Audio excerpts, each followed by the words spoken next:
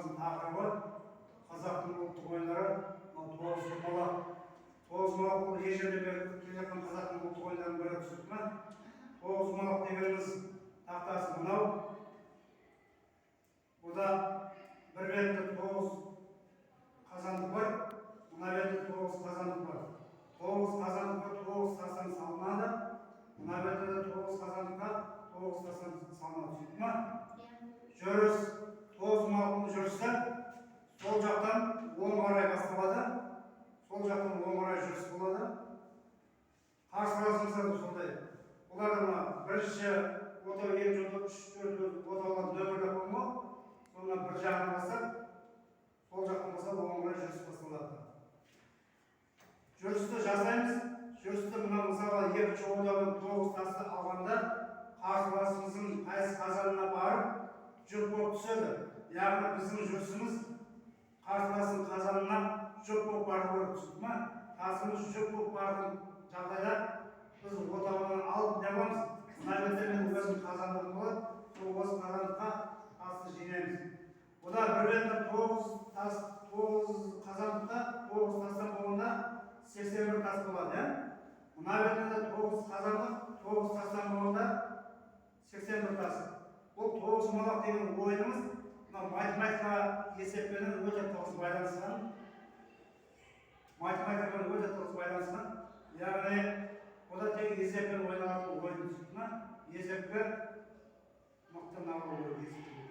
Мысалға 4-тен жасадық жүрісті. Ода 9 тасымыз бар, орнына бірін тастаймыз. Жүріс жасалатын кезде 9 тасты қолымызға аламыз да, алған қазанымыз, алған отауымызға орнына бір тасты тазып кетеміз, түсінді ме? Одан кейін ары қарай жалғастырамыз. Мен қазір алдым, сол жақтан оң қарай жүріс бастадым. Салдым, мына келе жатыр.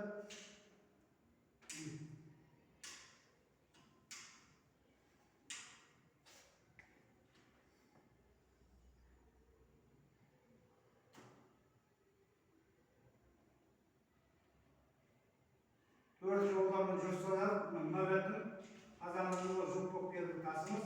Жүк болып келгеннен біз өзіміз алып, отауымызға қазанымызды сақтаймыз.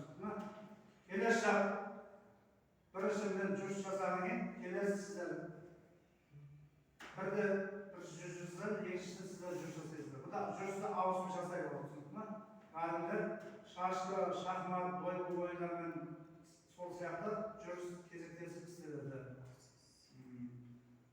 Одан кейін тоғызқұмалақты ойнап отырып тағы бір несі бар. Бұда тұздық деген нәрсе ашылады. Тұздық деген нәрсе, мына менің өзім жағымда жүріс жасалғанда, сіздер жағыңызда 2 тас тұрған жағдайда, менің сол тасым 3-ші тас болып барса, сол жерде тұздық ашылады. Яғни тұздық ашылған жағдайда 3 тас болып түскен, соң тасым 3-ші тас болып түссе, сол тұздық ашылады.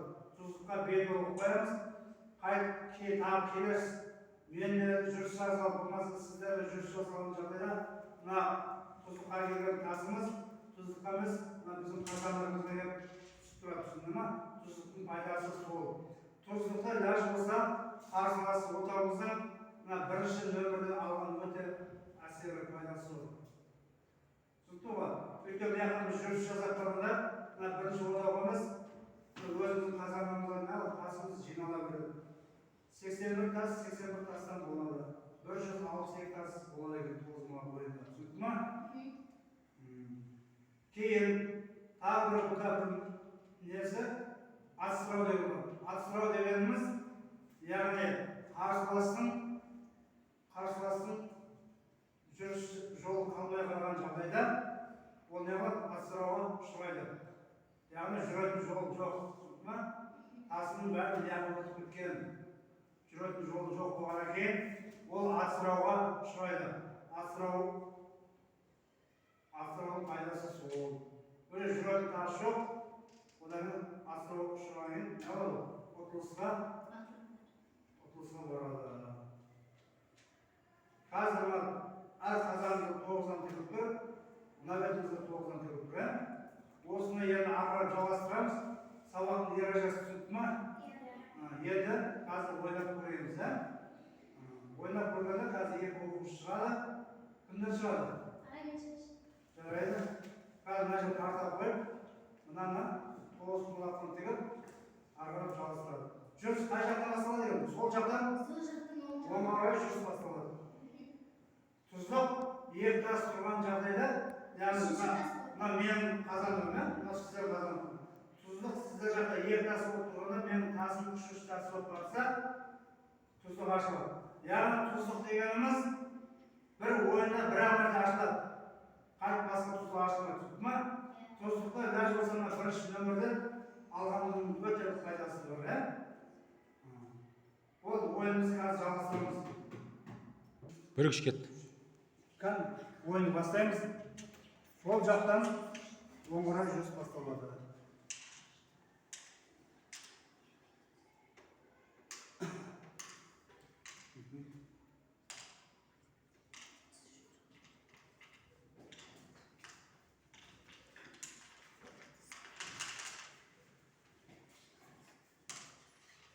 Міне,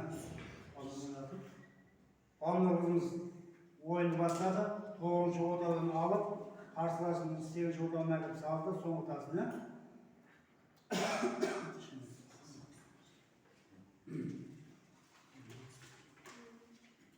Майда неше жыл отадың? 5-тен ба? Жүре береді.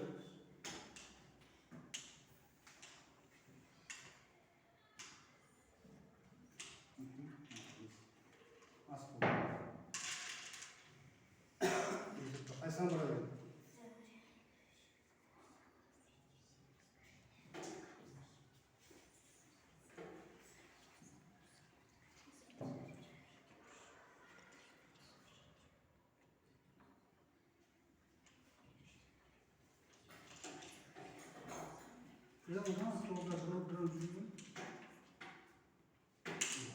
Жалпы тасты алғанда қазандығымызға алған отауымызға бір тас тастап кетемін орнын, түсінді ма? Қасына екі тас болды, молодец.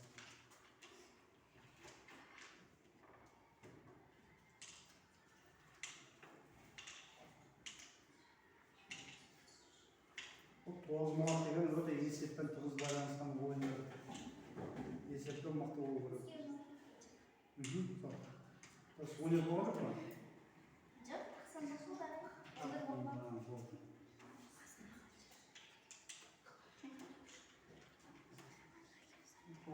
Onu koysun.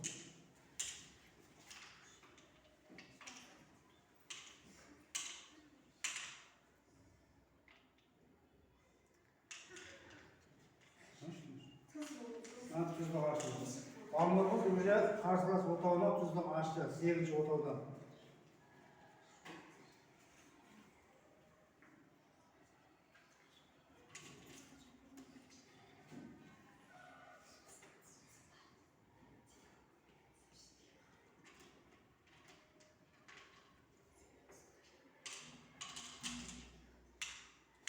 Oyunda tuzluq aşığı oynanan жақсы. Tuzluqның тасын жақсы. Дұрыс. Жағасы ей, мынаусы болды. Қандай қой? Қайсан келді?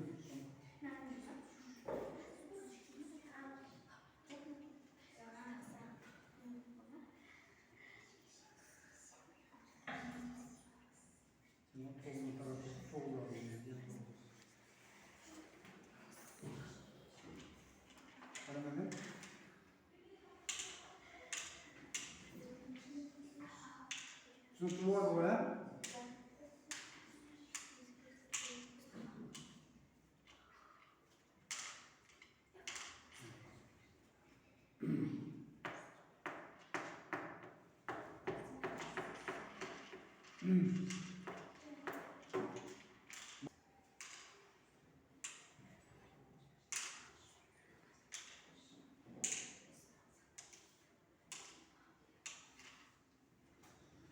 өзін алмайды, өз жағын алмайды. Қарсыласының отауынан ғана алмайды. Өз жағын айналып келіп түседі. Түсінді ма?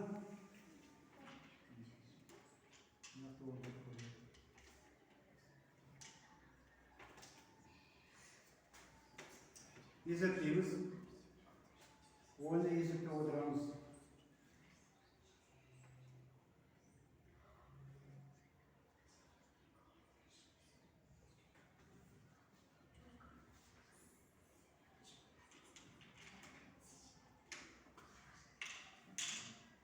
İyi ölçüde.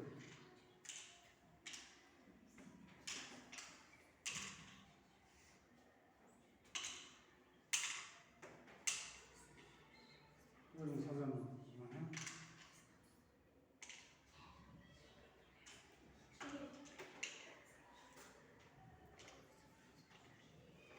Yapacak olanların Ahmet Sultan'a.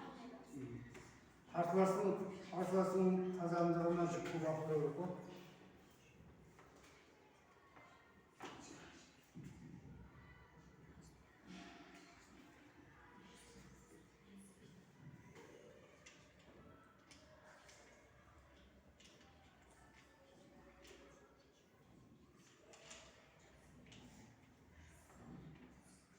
Doğru yakın lan onu sana doğru. Bizi tükürürsün. Yakın doğru.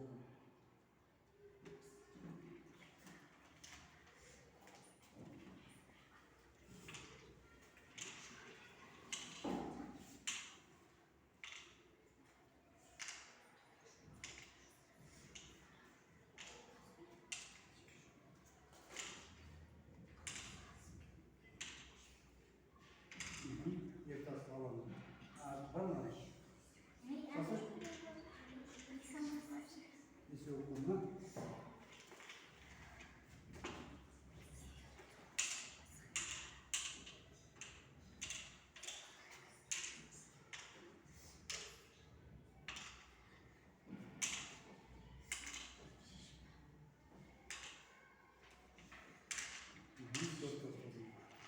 Bağımlılığın kazanına karşı tas korkuluk Malika. Yerine Malika coştasaydı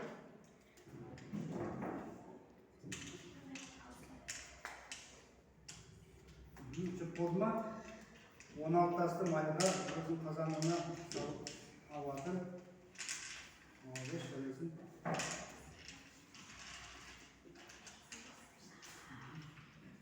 Geliriz Banır oynuyoruz çalıştırarak.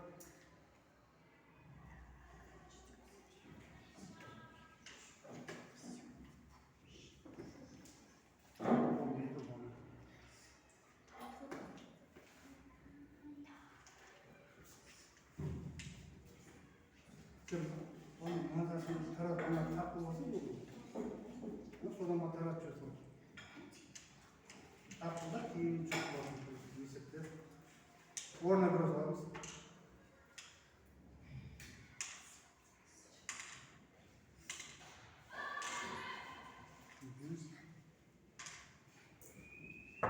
Manzara kavası var burada.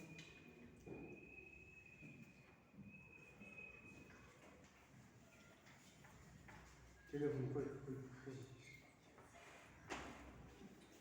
Çok eski.